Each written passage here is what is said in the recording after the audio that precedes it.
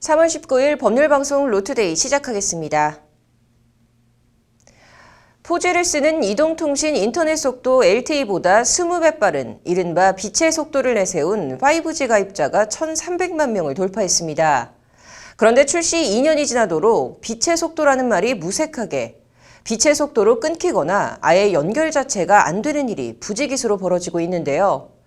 참다 못한 소비자들이 우리는 더 이상 5G의 호구가 아니라며 집단 소송에 나서기로 했습니다. 장한지 기자입니다. 한 푼이라도 아끼기 위해 그동안 알뜰폰을 써오던 취업준비생 유지태 씨는 지난달 큰맘 먹고 5G 폰으로 갈아탔습니다. 알뜰폰 할 때는 38,000원 정도 요금제가 됐었거든요. 근데 제가 이제 취업을 하려다 보니까 강의도 들어야 되고 동영상도 이렇게 많이 틀어야 돼서 그 5G가 좋다고 휴대폰 거기 센터에서 얘기를 해서 제가 최근에 9만 원짜리 요금으로 바꿨습니다. 그런데 지하철에서 알뜰폰 4G를 썼을 때 끊김이 없었던 동영상이 오히려 5G를 쓰다 보니 뚝뚝 끊기는 예상치 못했던 일을 겪고 있습니다. 강북에서 강남에 있는 학원으로 오고 있는데 금호에서 옥수역이 이제 한강대교를 건너는 타이밍인데 거기서 계속 동영상이 끊기는 겁니다. 예전에 제가 LTE를 그냥 썼을 때는 거기서 동영상이 끊기지 않았거든요. 지하철에서만 그런 게 아닙니다. 툭하면 끊기는 인터넷에 화는 나지만 2년 약정이 있어 다시 알뜰폰으로 돌아갈 수도 없습니다. 기분이 굉장히 나쁘죠. 일단 요금제를 가장 비싼 요금제를 쓰고 있는데 저희들 같은 취준생들은 그게 중요하거든요. 영상이 듣다가 이제 끊기면 안 되니까 1분 1초도 아까운데 솔직히 말하면 듣다가 또 흐름이 끊기면 공부가 좀 안 되잖아요. 그렇습니다. 다른 지역은 어떨까? 충남 천안에 거주하는 손지명 씨는 5G 출시와 동시에 5G 폰을 개통했지만 자취방에서 단 하루도 제대로 된 서비스를 받아본 적이 없습니다. 현재 천안에서 생활 중인데 제가 거주하고 있는 집에서는 5G 모드만 사용할 때는 끊기는 경우가 너무 많아서 제대로 사용하기가 힘들었습니다. 이 지역에마다 편차가 큰 것 같아요. 제가 천안에서 거주하고 있는 집 같은 경우는 사실상 5G 활용이 안 됩니다. 말만 5G, 실제로는 4G라며 왜 바꿨는지 모르겠다고 허탈해합니다. 실제로 이제 아예 끊겨가지고 계속 이렇게 확인을 하다 보니까 이제 5G로 이용할 때는 이용할 수 자체가 없더라고요, 지역에 따라서. 그래서 저는 그냥 LTE 겸용 모드로 바꾸니 자연스럽게 LTE로 바뀌면서 4G로는 자연스럽게 사용이 가능합니다. 결국 울며 겨자 먹기로 매달 비싼 5G 요금만 꼬박꼬박 내고 있습니다. 5G 요금제만 선택할 수 있는데 이 선택지들이 기본적으로 LTE보다 가격이 높더라고요. 그래서 불만이 좀 있습니다. 굳이 5G를 써야만 하는 이유도 사실 못 느끼는 거죠. 실제 지난해 6월 영국 시장조사기관 오픈시그널의 한국이동통신 5G 가용성 조사에 따르면 5G를 쓰더라도 실제 5G망에 연결되는 경우는 이용 시간의 15%에 불과한 것으로 나타났습니다. 쉽게 말해 말은 5G 폰이지만 실제 5G 서비스가 이용 시간의 15%밖에 안 된다는 얘기입니다. 그 이유는 저조한 5G 기지국 구축률에 있습니다. 과학기술정보통신부에 따르면 지난 2020년 8월 말 기준 4G 대비 5G 기지국 구축률은 평균 13.5%에 불과한 것으로 나타났습니다. 서울과 부산, 인천, 광주 같은 광역시가 20% 안팎의 구축률을 기록했고 경기도 14.9%, 그 밖에 세종시를 포함해 다른 광역지자체들의 구축률은 전부 10% 미만인 것으로 조사됐습니다. 특히 충남의 경우 6.4%밖에 안 됐고 경북도 6.1%, 전남은 5.2%에 불과했습니다. 5G를 이용할래야 이용할 형편이 안 되는 상황. 결국 참다 못한 소비자들이 SK텔레콤과 KT, LG U+ 등 이통 3사를 상대로 집단 소송에 나섭니다. 이통 3사의 고의적인 채무 불이행에 해당할 수 있고 따라서 5G로 피해를 입은 이용자분들이 재산상 손해에 대해서 손해배상 청구가 가능하다는 결론에 이르러서 김진욱 변호사는 관련해서 상용화 당시 완전한 5G망 구축에 시간이 필요하다는 사실을 정부와 이통 3사가 인지하고 있었지만 관련 내용을 제대로 고지하지 않았다는 점을 지적합니다. 처음부터 그런 내용을 광고하거나 약관이나 계약 등을 통해 그에 상응하는 요금 감면 등의 조치가 이뤄져야 했으나 전혀 그런 조치가 이뤄지지 않았다는 것이 김진욱 변호사의 지적입니다. 이는 이통 3사의 고의 또는 중대한 과실에 기인한 불완전 채무 이행으로 이통 3사는 해당 손해를 배상할 책임이 있다고 강조합니다. 5G 서비스를 이용자들에게 출시, 제공할 때는 당연히 기술 구축이 미흡할 수밖에 없고 그에 따라서 불완전하게 본인들이 방송이든 약관 등을 통해서 이용자들에게 설명하고 고지한 내용에 훨씬 못 미칠 수밖에 없는 서비스 제공이 이미 예상이 되었고 김진욱 변호사는 나아가 이통 3사의 5G 주파수를 할당하며 만구축 기간을 유예해준 과학기술정보통신부도 책임을 피할 수 없다고 지적합니다. 이통 3사의 어떤 고의적인 주파수 구축 지연 또는 과실로 100번 양보한다고 하더라도 그에 대해서 묵인해준 정황이나 자료가 충분히 확인이 되기 때문에 그 부분에 대해서는 별도의 법적 조치가 정부를 상대로는 가능하지 않을까 싶습니다. 소비자들의 집단소송 예고에 대해 SK텔레콤 관계자는 법률방송과의 통화에서 전 세계에서 5G가 가장 앞서는 나라가 우리나라인데 일부 미흡한 점이 있을 수 있지만 최선을 다하고 있다는 입장을 밝혔습니다. 이 관계자는 그러면서 소비자 편리를 위해 요금 제도를 확대해 새롭게 출시하고 있다고 덧붙였습니다. 5G폰 집단소송에 참여를 원하는 소비자들은 공동소송 플랫폼 화난 사람들을 통해 오는 22일부터 동참할 수 있습니다. 법률방송 장한지입니다. 만삭의 임산부가 교통사고로 숨져 95억 원의 보험금을 남겨 세간을 떠들썩하게 했던 사건 기억하실지 모르겠습니다. 아내 살인 혐의로 재판에 넘겨진 이 남편에 대해서 대법원이 무죄로 최종 판결했는데요. 윤수경 변호사의 이슈소 법과 생활에서 자세한 얘기 해보도록 하겠습니다. 윤 변호사님 어서 오십시오. 네, 일단 이 사건 발생이 된 지가 좀 오래전인 것 같은데요. 좀 내용부터 다시 짚어볼까요? 네, 그 2014년 8월 23일 새벽 3시 40분쯤에요. 그 당시에 40대였던 남성 A씨가 경부고속도로 하행선 천안 IC 부근에서 승합차를 운전하다가 갓길에 주차된 화물차를 들이받은 사고라고 합니다. 당시 차량에는 임신 7개월의 캄보디아 국적 외국인 아내, 당시 24살이었는데요. 그 아내가 동승에 있었는데 이 사고로 만삭의 아내만 숨졌고 남편은 크게 다치지는 않았다고 합니다. 여기까지는 이제 일반적인 교통사고라고 추정해 볼 수가 있는데 문제는 이제 형편도 넉넉치 않은 남편이 아내 앞으로 11개 보험회사에 25개 생명보험을 들어놨다는 점이었습니다. 그래서 아내가 숨질 경우에 A씨가 받을 보험금은 95억 원에 달한다고 합니다.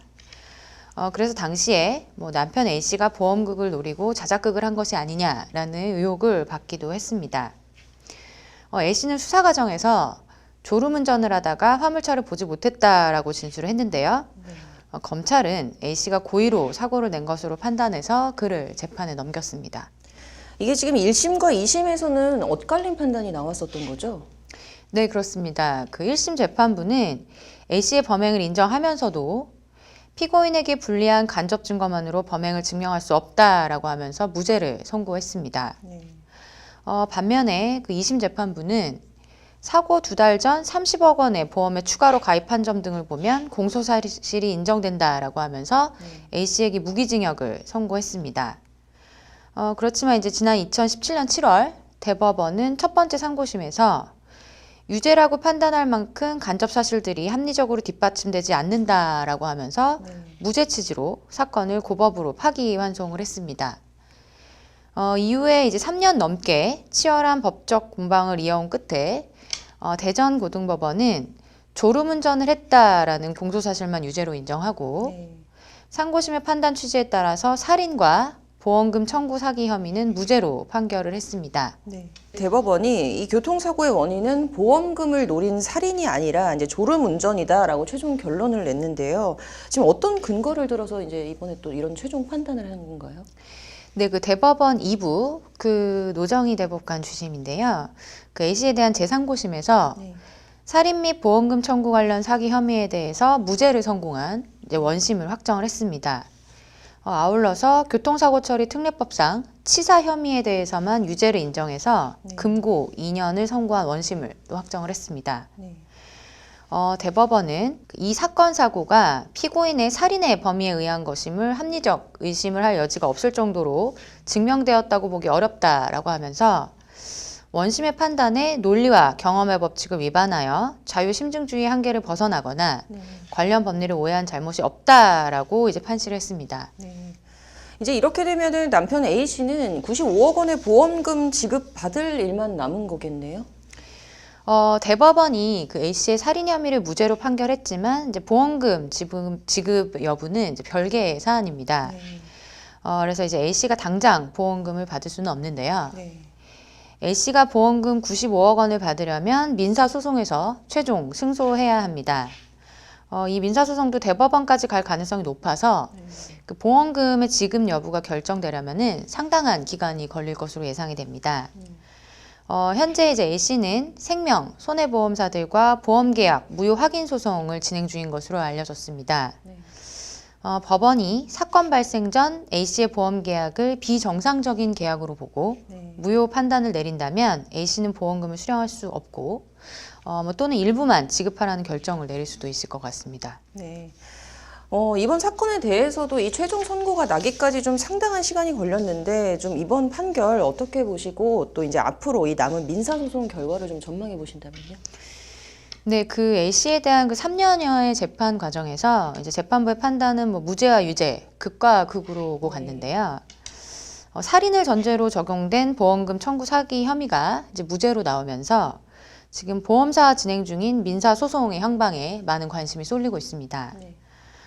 보험사들은 그 보험금의 지급 여부는 형사재판과는 별개의 사안이기 때문에 민사소송에 적극 대응하겠다라는 입장입니다. 이 민사소송에서는 그 보험을 가입한 시기와 가입 당시 A씨의 경제적 여건, 그리고 A씨의 졸음운전이 보험금을 지급하지 않아도 되는 중대한 과실인지, A씨가 보험금을 부정취득할 목적이 있었는지 여부 등을 중점적으로 다투게 될 것 같습니다. 만약에 A씨가 이 소송에서 이기게 된다면 상속세를 제외하더라도 보험금 전액에 지연이자까지 더해서 100억 원 이상을 받을 것으로 전망됩니다. 네, 뭐 종합해 보면은 이제 뭐 형사 사건과 민사 사건 간에 이제 좀 사실관계 판단이 다를 수도 있다라는 이제 말씀을 해주신 것 같은데 좀 일단 어떻게 될지 과정을 좀 지켜봐야겠네요. 오늘 잘 들었습니다.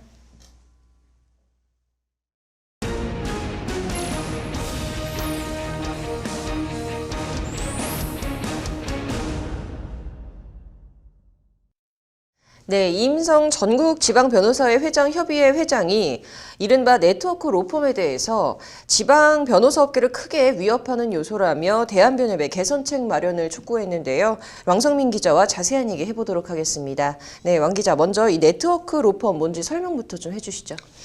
네, 네트워크 로펌은 예를 들면 서울 서초동에 본점을 두고 전국 단위로 분사무소를 내는 형태의 로펌을 말합니다. 네트워크 로펌이라는 단어가 공식 용어는 아닌데요. 쉽게 말하면 스타벅스 커피숍을 생각하면 될 것 같습니다. 스타벅스는 전국 모든 지점의 원두 품질과 로스팅을 본사에서 관리하는데요. 마찬가지로 네트워크 로펌도 사건 수임과 계약, 송무 자문까지 본사와 지사가 한 몸처럼 움직이며 운영하는 로펌을 말합니다. 예를 들자면 법무법인 YK나 로엘이 이 같은 네트워크 로펌 형태로 운영되고 있습니다. 그런데 이게 왜 문제가 되고 있는 거죠? 네, 주로 지방 법조계에서 네트워크 로펌에 대한 반감이 큰데요. 지방마다 편차가 있기는 하지만 송사가 빈번하게 이루어지는 서울과 달리 지방은 일단 사건 수요가 수도권보다 한참 적습니다. 이렇게 상대적으로 적은 일감을 서울에 본사를 둔 네트워크 로펌들이 가져가면서 상대적 박탈감이 더 심해지고 있는 건데요. 다시 스타벅스의 비유를 하자면 지방 중소도시에 스타벅스가 들어오면서 인근 토박이 커피숍들의 매상이 줄거나 심한 경우 폐업에 이르는 것을 연상하면 될 것 같습니다. 관련해서 지난달 22일 전국지방변호사회장협의회 회장으로 선출된 이임성 경기 북부지방변호사 회장이 한 언론 인터뷰에서 서초동 로펌의 이름과 명성을 듣고 의뢰인들이 분사무소를 찾아가면서 지방변호사는 일거리가 없어져 그 폐해가 심각한 실정이라고 토로했는데요. 네트워크 로펌으로 인한 지방 법조계의 위기의식을 대변한 것으로 볼 수 있습니다. 지금 이게 지방 변호사업계 위기 의식은 알겠는데 이 네트워크 로펌이 변호사법이나 이런 회칙에 위반되거나 그런 게 있습니까? 지사를 내고 운영하는 것 자체가 법에 저촉되지는 않습니다. 다만 지방 변호사들은 변호사 업무 광고 규정상 과대 광고 또는 품위 유지 의무 위반 등의 사유로 지방회에 진정을 넣어 네트워크 로펌들을 경제하고 있습니다. 다만 지방 분사무소에는 전연차 변호사 2~3명만 상주시키고 있으면서 실제로는 서울의 유명 변호사들이 다 참여하는 것처럼 광고하고 있는데 이게 과대 광고라는 주장이 있고요. 품위 유지 의무 위반 같은 경우에는 네트워크 로펌들이 온 오프라인에서 광고를 많이 하다 보니 변호사들 간 경쟁을 심화시켜 전반적으로 품위를 손상시킨다는 취지입니다. 네, 그럼 이에 대해서 네트워크 로펌 어떤 반응이나 입장입니까? 다소 억울하다는 반응이면서도 별로 크게 신경 쓰지 않는 분위기입니다. 결국 경쟁력 문제 아니겠냐는 건데 네트워크 로펌을 비판할 게 아니라 실력을 키워야 할 문제라는 입장입니다. 변호사 광고에 대해서도 법을 위반하는 게 아니라면 자신들의 강점을 내세우는 것이 뭐가 잘못이냐는 건데 사안을 바라보는 시각에서 지방 변호사들과 큰 차이가 있습니다. 관련해서 이임성 전국 변호사회장 협의회 회장은 대한변협의 네트워크 로펌의 변호사법 위반 여부 등에 관한 조사 요청 등을 강력히 요구하고 있다고 밝혔습니다. 네, 지금 좀 갈등이 좀 상당한 것 같은데 좀 접점이나 해결책 모색이 좀 필요해 보이네요. 오늘 잘 들었습니다. 이어서 법조계 소식 전해드리겠습니다. 3기 신도시와 그 인접 지역에서 토지 거래를 한 공무원과 공기업 직원 28명이 추가로 적발됐습니다. 최창원 국무 1차장은 28명 중 23명은 투기가 의심돼 수사 의뢰를 하기로 했다고 밝혔습니다. 국정원 여직원 댓글 조작 사건의 경찰 수사 기밀을 국정원에 유출한 혐의 등으로 재판에 넘겨진 김병찬 전 서울 용산경찰서장이 무죄를 확정받았습니다. 대법원 2부는 오늘 김 전 서장의 공무상 비밀 누설 혐의에 대해 무죄를 확정했습니다. 아내와 갈등을 빚다 아내를 살해하고 112에 신고해 자수한 30대에게 1심에서 징역 10년이 선고됐습니다. 재판부는 부부 갈등만으로는 범행이 정당화될 수 없다, 엄중한 처벌이 필요하다며 이같이 선고했습니다. 입양 부모의 학대를 받다 16개월 된 아기가 숨진 정인이 사건에서 학대 의심 신고를 받고도 부실하게 대응해 징계를 받은 경찰관들이 처분에 불복해 소청 심사를 제기했습니다. 정인이에 대한 아동학대 의심 신고는 모두 3차례 접수됐지만 조치가 제대로 이뤄지지 않았습니다.